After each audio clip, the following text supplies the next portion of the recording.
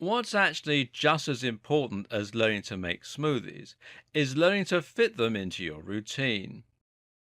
Earlier in this series, we discussed how you could fix your diet just by aiming to get more fruits and vegetables into it naturally. Of course, this is a simple solution and just as healthy as having fruits and vegetables. The problem, as we saw, was that a lot of people struggle to fit that into their routine. They start out with good intentions, but it only takes a long day at work for cooking a meal to be off the table. Pun very much intended.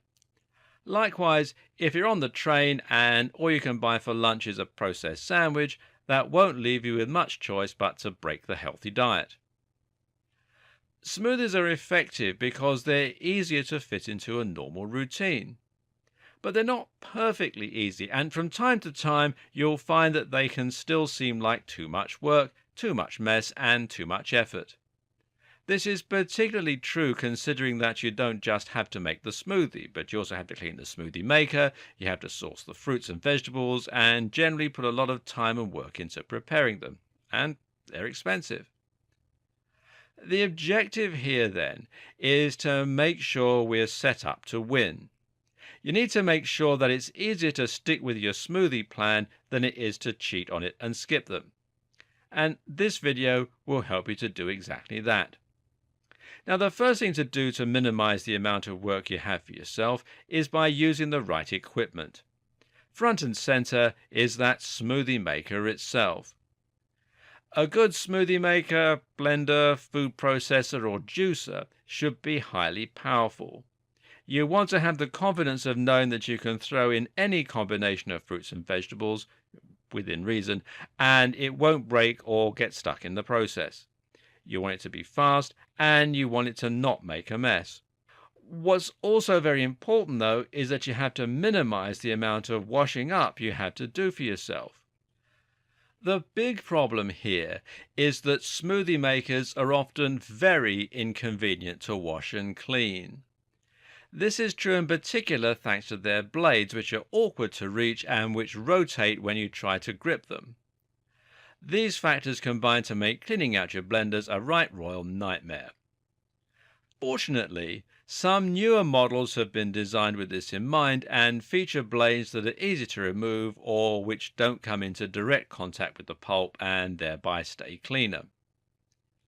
Another handy feature is the ability to remove the top of your blender and go.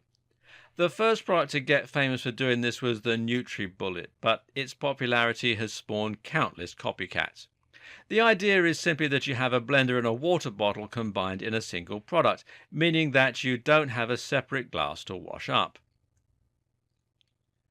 Prep and pick up is a concept that comes from the author Tim Ferriss. The idea is that you want to do all of your work in advance, so all you have to do when it comes to the crunch is pick it up and go. In our case, this means you're going to prepare your smoothie at the start of the week and then drink it throughout the week. One way to do this is just to make huge quantities of your smoothies on a Sunday and then store them in bottles in the fridge. Each morning you can simply grab a bottle and go without having to actually labor over it then and there. Some people also find it helpful to freeze the fruits themselves before dropping them into the blender. This is a great choice because it allows them to buy in bulk up front and then not worry about ripening. Keep in mind, though, that ripe fruit is less of an issue when it's being blended anyway. You can also make your life a little easier by ordering your fruits and vegetables online. This is a great choice if you find you're struggling to get time to head out and get your ingredients, as it means they will be ready for you and you can simply drop them in the blender ready to go.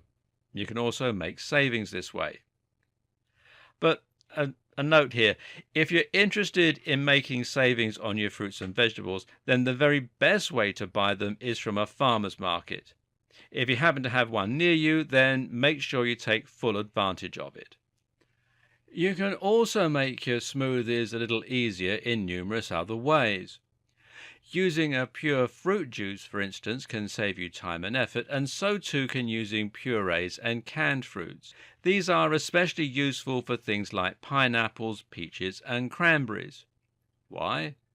Because those ingredients are particularly difficult to prepare and involve a lot of peeling and de-seeding.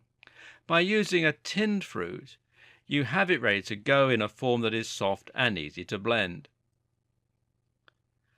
If you really don't have time to make your own smoothies, should you be tempted by store-bought smoothies? Is this a good way to get your ingredients without spending time? Well, the answer is yes and no. Of course, making your own smoothie gives you tighter control over the ingredients. It saves you a lot of money, and all in all, it's a smarter choice. While buying a store-bought smoothie might not sound like a lot of money, perhaps setting you back $2.50 a day, it will quickly add up, and that is actually $17.50 a week, $70 a month, and around $840 a year.